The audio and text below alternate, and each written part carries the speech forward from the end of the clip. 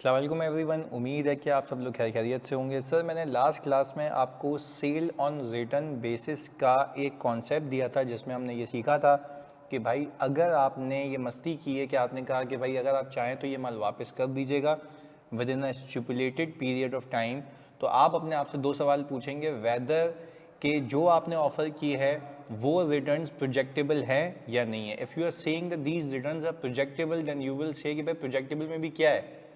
आया कि आपको कंफर्म पता है माल वापस नहीं आएगा, पूरी सेल बुक कर लो। आया कि आपको पता है कि भाई माल वापस कितना परसेंट आएगा based on your pass estimate, तो जितना आपको एस्टिमेटेड है कि माल वापस आएगा उतने की सेल बुक नहीं करेंगे, कॉन्ट्रैक्ट लायबिलिटी रिकॉर्ड कर देंगे, जो इन्वेंट्री जाएगी उसका RORA आ जाएगा, राइट ऑफ रिटर्न एसेट। आज हम देख लेते हैं एक ऐसा केस इसी के अंदर कि अगर आपने माल बेचा और सामने वाले को पसंद नहीं आया, पर जब सामने वाला इसको लेकर जाएगा तो उसकी पैकिंग खोलेगा और आपको उसके ऊपर रीपैकिंग कॉस्ट इंकर करनी पड़ेगी। क्या कहा मैंने? आपको उसके ऊपर रीपैकिंग कॉस्ट को इंकर करना पड़ेगा। तो उस केस में आप क्या करेंगे जरा ये देख लेते हैं। तो मैंने कहा sale on return basis with repacking cost. Again आपने माल बेचा, आपने कहा कि भाई जो मैंने माल बेचा है वो पैक है, अच्छा मैं उस पर पैकेजिंग करके बेचता हूँ।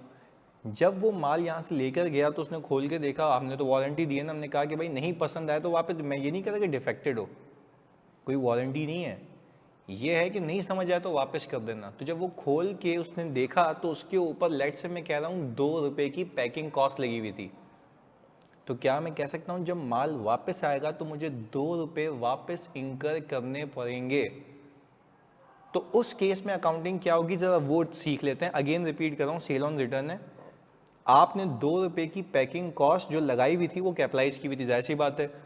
एग्जाम्पल देता हूँ, अज्यूम करें that we acquired inventory at a cost of ₹8 per unit, सही है। Further incurred ₹2 per unit as a packing cost, यानी एक यूनिट को पैक करने के लिए 2 रुपये लगते हैं, सही है जी। तो मैंने उसकी पैकिंग करके अपने पास माल तैयार कर लिया, तो total cost of inventory 10 per unit हो गई।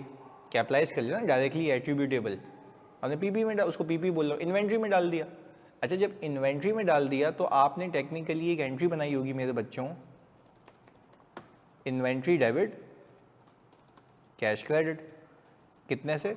10 रुपीज़ पर यूनिट। सब मैंने अज्यूम किया, assume that we acquired in total 50 units. तो मैंने कहा कि भाई आपने 50 इंटू 10 किया। सर 10 क्यों किया, 8 क्यों नहीं किया? भाई 2 रुपये भी तो कैपिटलाइज होंगे, वो भी तो आपकी इन्वेंट्री की कॉस्ट ही है ना, आपने उसको कैपिटलाइज कर दिया। आपको इन्वेंट्री कितने की पड़ेगी? 10 की। आपने कहा 500 रुपये का माल आपने आके रख दिया, ये हो गया यहाँ तक का हिसाब किताब। सर ये तो आपने ऐसी बात कोई नई बात बता दी है। बेटा नई बात आगे है, ये मुझे पता है, आप लोगों को पता था, आप बहुत चीते हैं, चैम्प हैं आप लोग, आप लोगों का मुकाबला नहीं है, सही है। ये आ गया। अब मैंने कहा we sold all 50 quantity with a clause that customer can return in 30 days, और हमने लिख दिया we sold it on January 1, 2023। 1 जनवरी 2030 को मैंने ये माल बेचा है। अच्छा अब मैंने तो उसको वारंटी दे दी है, वारंटी इन द सेंस कि मैंने उसको बोला कि भाई रिटर्न का क्लॉज है कि आप चाहें तो वापस कर सकते हैं। मैंने कहा कि let's assume that returns are projectable, returns are projectable. अच्छा भाई अगर रिटर्न्स मेरे प्रोजेक्टेबल हैं तो रिटर्न्स प्रोजेक्ट होने के नाते मैं कह रहा हूँ कि 10% क्वांटिटी विल रिटर्न। अच्छा, ये तो बखूबी आप बता सकते हैं कि अब क्या होने वाला है। होने ये वाला है कि सर हम यहाँ पे एक वर्किंग करेंगे। मैंने कहा टोटल यूनिट्स कितने हैं, आपने कहा 50। रिटर्न्स एक्सपेक्टेड, आपने कहा सर रिटर्न्स एक्सपेक्टेड हैं कितने %? 10%।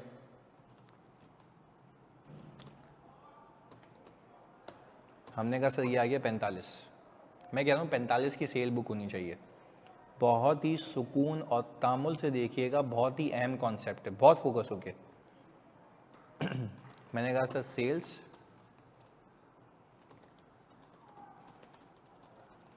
कॉन्ट्रैक्ट लायबिलिटी कैश, सही जी। अच्छा भाई, मैंने कहा कि सेल्स आप बुक करें 45 यूनिट की। सर क्यों, आप तो सारे बेच रहे हैं भाई, जो आपको लगता है कि वापस आएगा वो पैसे लेके लायबिलिटी में रखें। परफॉर्मेंस ऑब्लिगेशन तब तक सेटल नहीं होगी जब तक आप ये सर्टेन हो जाएं कि गया माल। तो सर बाकियों में भी तो नहीं है भाई, पास्ट ट्रेंड हिस्टोरिकल एक्सपीरियंस आपको जो बता रहा है उसके हिसाब से कर रहा हूँ मैं, कोई वेग बात तो नहीं कर रहा। आगे हमने कहा कि अज्यूम करें कि सेलिंग प्राइस, इसकी सेलिंग प्राइस कोई है 35 पर यूनिट, तो मैंने कहा selling price is ₹35 per unit, तो मैंने ये कर लिया। अच्छा भाई, फिर मैंने क्या किया, मैंने कहा जो बकाया यूनिट है 5, मैंने कहा वो ये आ गया कॉन्ट्रैक्ट लायबिलिटी में, और मैंने कहा कुल मिला के ये, तो अगर मैं इन दोनों को सम करूँ तो देखें एग्जैक्टली 1750 बनता है, यानी मैंने पूरे 50 यूनिट्स के पैसे लिए 35 के हिसाब से। मैंने जो है अपने पास यहाँ पे 5 यूनिट्स कॉन्ट्रैक्ट लायबिलिटी में डाल दिए और बकाया 45 यूनिट की सेल बुक कर ली। गेम अभी शुरू होता है। गेम तो अभी शुरू होता है। अब ज़रा सुकून से समझें। मैंने कहा मैंने इन्वेंट्री को निकाल दिया, मैंने इन्वेंट्री को निकाल दिया। एक इन्वेंट्री कितने पे कैपिटलाइज की थी, अल्लाह की कसम खा के कहो, आपने कहा कि भाई मेरी 50 यूनिट्स थे और एक इन्वेंट्री 10 रुपीज़ पर यूनिट पे आपने कैपिटलाइज की थी, पूरी कटा दो, पूरी कटा दो। ये रही 500, कैपिटलाइज भी कितने पे की थी, 500 पे। हक की बात है। मैंने कहा राइट ऑफ रिटर्न एसेट, बहुत फोकस होकर देखना। मैंने कहा राइट ऑफ रिटर्न एसेट कितने यूनिट्स का है, 5 यूनिट्स का, वापस आएंगे। पर अल्लाह की कसम, ये जब 5 यूनिट्स वापस आएंगे तो इसकी वैल्यू 8 रुपीज़ पर यूनिट होगी। हैं, ये क्या बात हुई सर? भाई जब वो जाएगा लेकर, पैकिंग खोलेगा, तो पैकिंग खोलेगा तो जाहिर सी बात 2 रुपये तो कट गए, 2 रुपये तो कट गए। तो क्या मैं ये कह सकता हूँ कि जब वापस इन्वेंट्री आएगी that will be technically of ₹8। सुकून से समझते हैं। 8 रुपये की बेसिक इन्वेंट्री थी, 2 रुपये की पैकिंग कॉस्ट थी, कुल मिला के 10। वो जाएगा खोलेगा, पैकिंग नहीं समझ आएगा, वापस दे के जाएगा। जब पैकिंग खोलेगा वो, तो 2 रुपये तो वैसे ही कट गए ना, घट गए उसमें। तो वापस जो माल आएगा again you need to repack that, repacking होगी उसकी, तभी तो मैंने कॉन्सेप्ट का नाम दिया है विद रीपैकिंग कॉस्ट। तो अब अगर मैं आपको ये कहूँ कि 5 यूनिट्स जो मेरे वापस आएंगे बच्चों, वो टेक्निकली एक एक यूनिट 8 रुपये का होगा, वो 8 रुपये का एक यूनिट होगा। तो मैं टेक्निकली RORA जो बुक करूँगा वो 40 का करूँगा। अब आ जाते हैं कॉस्ट ऑफ सेल्स पे। बहुत सुकून से समझना मेरे बच्चों, आपको एक बात पता है कि 45 यूनिट्स की COGS तो मैं बुक करूँगा 10 के हिसाब से। फर्दर मैं यहाँ पर 5 यूनिट्स इंटू 2 की जो पैकिंग कॉस्ट है वो भी बुक कर लूँगा, क्योंकि देखो लॉजिकल बात समझा रहा हूँ। आपने इन यूनिट्स को बेचने के लिए क्या कॉस्ट इंकर की वो COGS है ना। आपने इन यूनिट्स को बेचने के लिए क्या कॉस्ट इंकर की वही COGS है। तो क्या मैं कह सकता हूँ पूरे 50 को बेचने की मेहनत तो आपने की है, जिसमें से आप कुछ भी कर लें आपके 2 रुपये पर यूनिट तो अवॉइड हो ही नहीं सकते पूरे 50 की क्वांटिटी पे।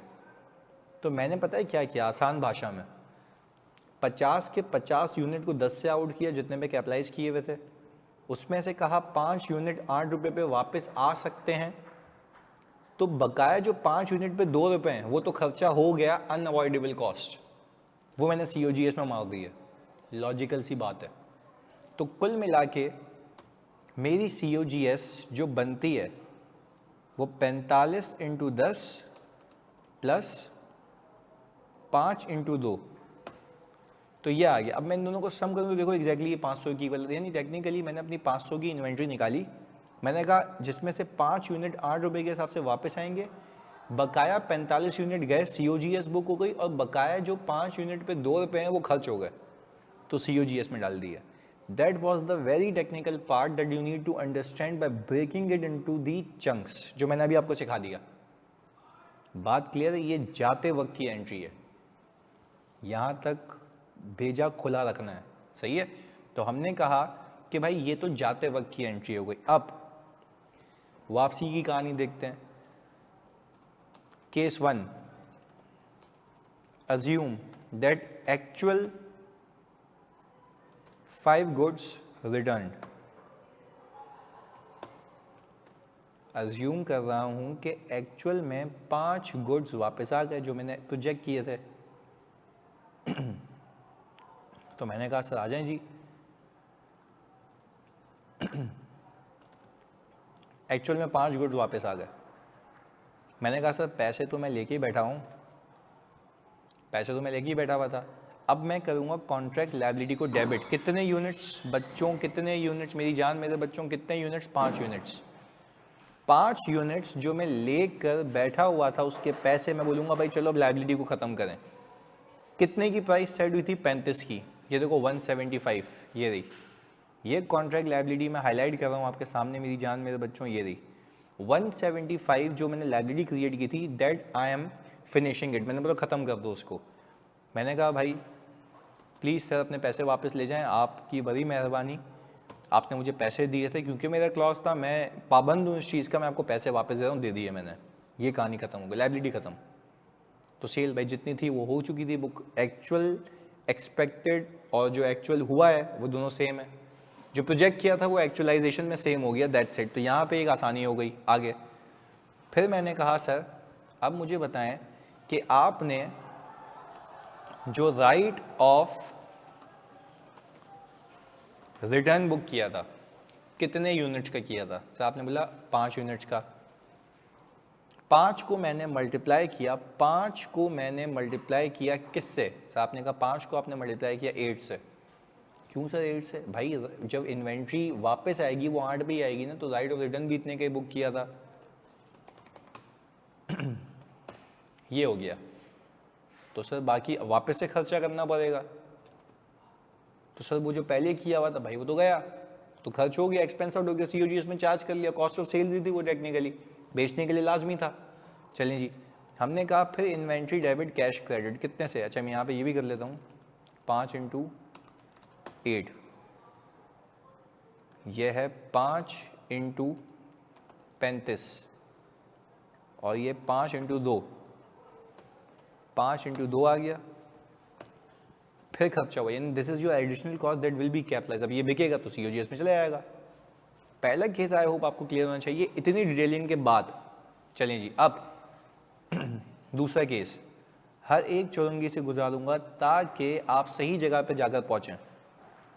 मैंने कहा आ जाएं जी मेरे बच्चों, केस 2 की बात करते हैं।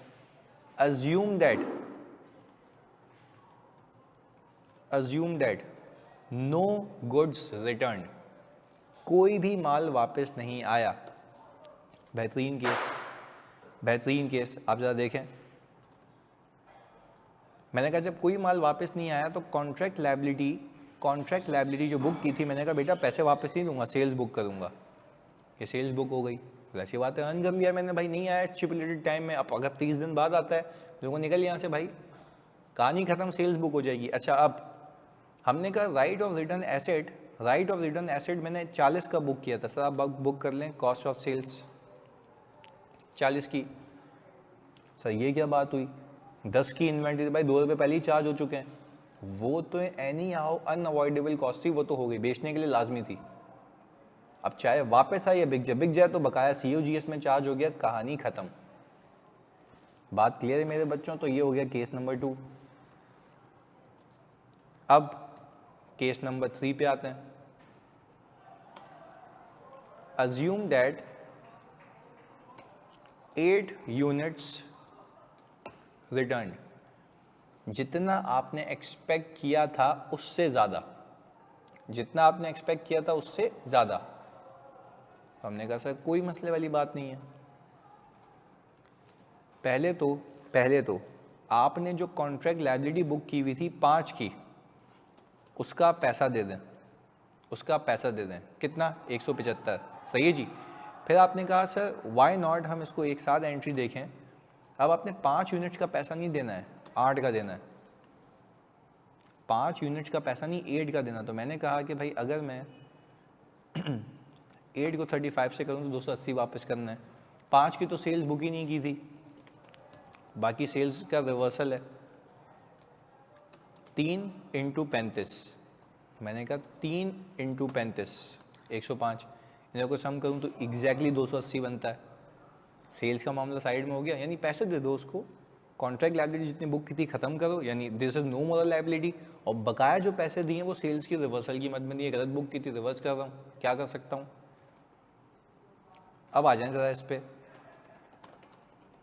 राइट ऑफ रिटर्न एसेट कितने यूनिट्स का बुक किया था? 5 का। कितने के हिसाब से? 8 के हिसाब से। तो हमने कहा 5 इंटू 8 40 का। आपने बोला था वापस आएगी इन्वेंट्री, आई तो सही, उससे ज़्यादा आ गई, ये भी बात समझ आती है। अच्छा इन्वेंट्री में, इन्वेंट्री के अंदर क्या करूं? सर मैंने कहा 8 यूनिट्स वापस आएंगे 8 के हिसाब से, 8 यूनिट वापस आएंगे 8 के हिसाब से। तो सर 5 थे ना भाई, 3 ज़्यादा आ गए ना, क्या करूं? तो मैंने कहा आपने 8 इंटू 8 किया, 64 हो गया, सही। तो एंट्री आउट हो गई। भाई जो इन्वेंट्री आपने वापस लेके आया, COGS ज़्यादा बुक की हुई थी ना, तो आपने कॉस्ट ऑफ सेल्स को रिवर्स कर दिया। कितने यूनिट्स की? 3 की। अच्छा अब ज़रा समझने की बात है, सुकून से समझना। COGS आपने जो बुक की थी वो 10 के हिसाब से की थी। COGS जो आपने बुक की थी वो 10 के हिसाब से की थी। अब आप रिवर्स कितनी करेंगे? सर आप रिवर्स जो करेंगे ना वो 8 के हिसाब से करेंगे। 2 तो गए, वो तो रिवर्स नहीं हो सकते। तो ये की एलिमेंट है यहाँ पे समझने का। 2 तो अनअवॉइडेबल कॉस्ट थी ना, वो तो चली गई। अब maximum that you can reverse is ₹8। 2 तो पैकिंग कॉस्ट थी, लग गई, वो तो खप गई वहाँ पे, उसका कुछ भी नहीं हो सकता। तो खैर 3 यूनिट्स पे इंटू 8 मैंने COGS रिवर्स करनी है। तो अगर मैं इन दोनों को सम करूँ, उसको देखूँ ये एग्जैक्टली मैच होता है। Sir these are all the cases जो मैंने आपको अप्स एंड डाउन सारे करा दिए। अगली क्लास में हम इसकी प्रैक्टिस करेंगे और मैं मज़ीद कॉन्सेप्ट्स दूंगा। जज़ाकल्लाह।